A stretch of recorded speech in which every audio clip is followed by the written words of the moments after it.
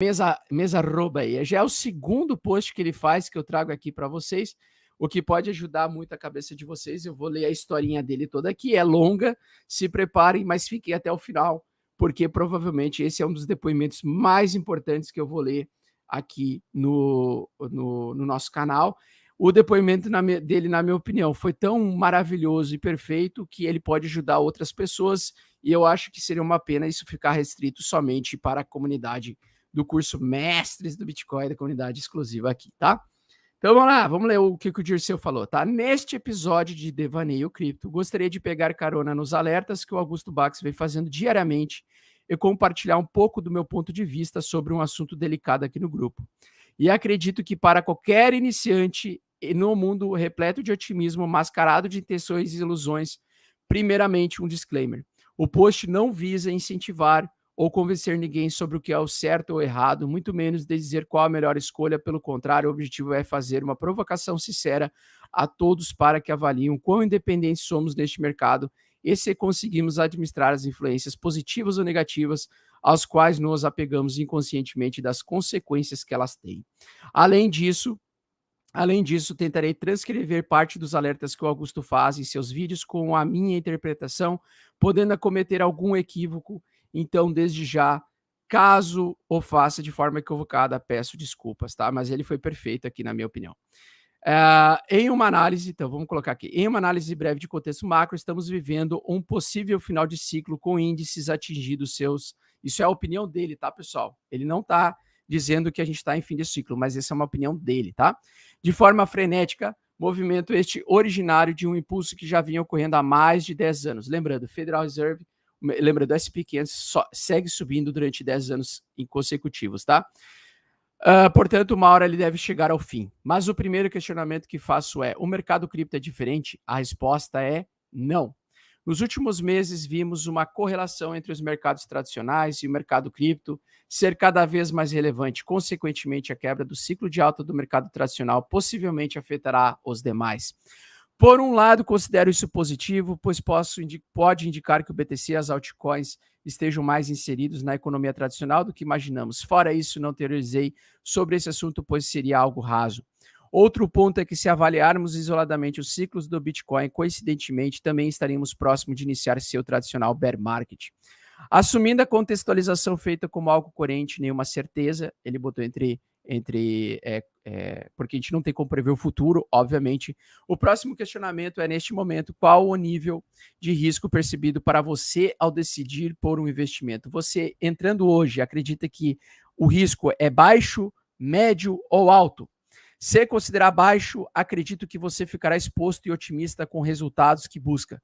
Se for médio, é possível que você esteja ponderando sobre a realização de parte dos seus lucros e acreditando na possibilidade de recuperar seus prejuízos no curto prazo. Mas ainda mais otimista que pessimista. Já se seus riscos são considerados elevados, os novatos estão com os conflitos internos. Aliás, os novatos estão com os conflitos internos em não saber para onde seguir, o que fazer e o pensamento mais perigoso em quem acreditar. Exposto isso, para esse último grupo que direciona o que seguirá, pois trata-se de um assunto sensível para qualquer investidor e, ao mesmo tempo, as fontes de informação que utilizamos estão poluídas de clichês e armadilhas. A partir de agora, convido a quem interessar a pensar sobre a realização de resultado. Vamos lá. A realização é um texto grande, tá? Fiquem até o final porque vale a pena. A realização de resultado, lucro ou prejuízo, pode ser feita de duas formas. Adorei isso. Adorei isso aqui.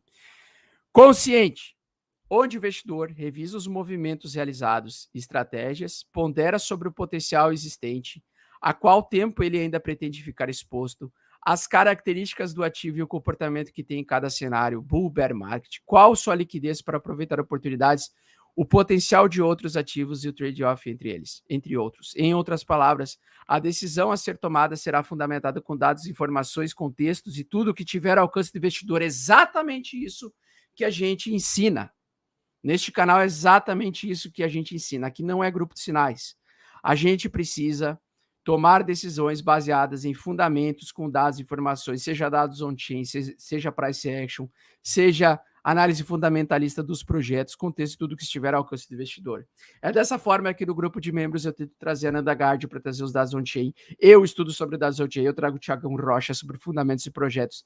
Eu trago o Stormer para fazer price action, análise de curto prazo para a gente e longo prazo também, com base na experiência dele de 20 anos. Então, basicamente, eu estou tentando criar o canal mais completo em relação a trazer traders e investidores ao nível consciente da decisão, não ao nível inconsciente. O nível inconsciente, que é o investidor que age instintivamente por medo, achismo, impaciência, impulso, opiniões de terceiros, expectativas e dados rasos, estratégias inconfiáveis, incapacidade de interpretação, ou pior, por clickbait na internet, sem considerar os riscos, tá? Muito bem, então ele categorizou os dois tipos de investidores, é exatamente isso, tá? Pergunta que todos devem se fazer constantemente. Hoje minhas decisões são conscientes ou são inconscientes? Se reconhecer que é inconsciente, ótimo. Dê um passo atrás, estude, revise seu setup, caso você tenha um. Caso entenda que está agindo de forma consciente, vamos para a próxima pergunta. Por que acredita nisso? Uma resposta possível seria: estudei o setup do Augusto e sigo ele, o qual funciona. Isso é correto. Se é compreendido o porquê de cada indicador, como funciona o motivo de estar tomando a ação, deixe o setup no momento em que está definido. Caso haja dúvida, a consciência não é plena e impactará na hora de tomar a decisão, o que remete ao objetivo deste questionamento. Hoje, se você segue o setup média de 8 e a maioria dos ativos perdeu a média de 8 e 21, com certeza você estará vendido, 100% líquido, certo? Se não, qual o motivo para manter o ativo? O BTC a longo prazo, assim perderá algumas oportunidades. Mas se for um dinheirinho que não será utilizado, os fundamentos possivelmente garantirão seu lucro. Mas e as altcoins? Se for a longo prazo, um fator muitas vezes é subestimado: o tempo. Dependendo do horizonte que se vislumbre, ele irá te deixar preso no passado e os projetos do futuro liquidarão com o seu lucro.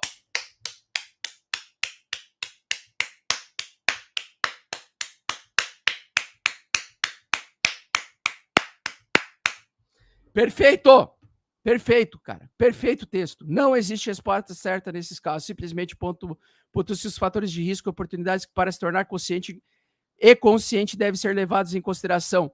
Agora, quando opta por segurar um ativo e fugir do setup da média 8, qual é o seu outro setup para esses ativos? Essa é a pergunta que você quer se fazer.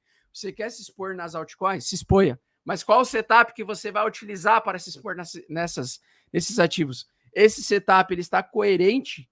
Esse setup que você vai desenvolver para as altcoins, ele está coerente com o risco que você está assumindo e o risco que você está assumindo com as altcoins, por exemplo? Então, mesmo com o investidor maior, seu capital também depende de um setup definido para determinados movimentos, pois no longo prazo nem tudo é lucro. E mesmo que tenha prejuízo, qualquer valor salvo se tornará oportunidade. A realização de prejuízo torna-se um assunto delicado, porque enquanto ele não é operada, o sentimento que se tem é que ele ainda não ocorreu. Consequentemente, a esperança te prende em algo que pode te levar para os dois lados, e quando é para baixo, dependendo do ativo, pode ser algo mais doloroso ou irreversível. Se você chegou nesse ponto, a realidade é a única, o prejuízo existe e precisa ser avaliado.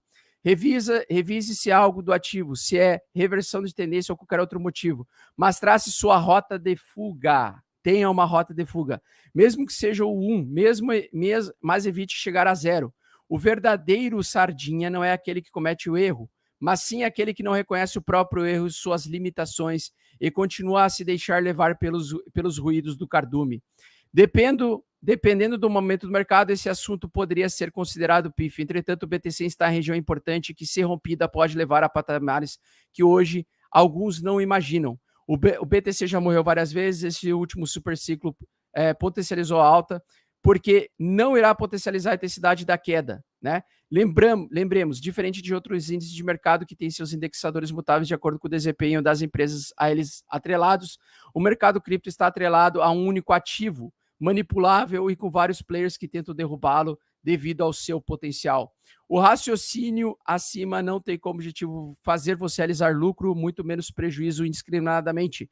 Pelo contrário, é libertá-lo de qualquer clichê da internet que hoje faz muitos perderem dinheiro e provocá-lo, incomodá-lo ao ponto de fazer com que todos os seus ativos sejam revistos. E seu objetivo de longo prazo como investidor e não como torcedor, torne-se humanidade a fim deste caminho. Acredito que este grupo evoluiu muito e ainda tem muito a oferecer. Sucesso a todos e desejo as melhores decisões, tá? Esse é o curso, esse é o grupo do curso Mestre do Bitcoin, comunidade Mestre do Bitcoin, que o pessoal que entra somente é aquele que comprou o curso e está há pelo menos 15 dias no curso e se respondeu todas as perguntas perfeitamente, pode entrar aqui.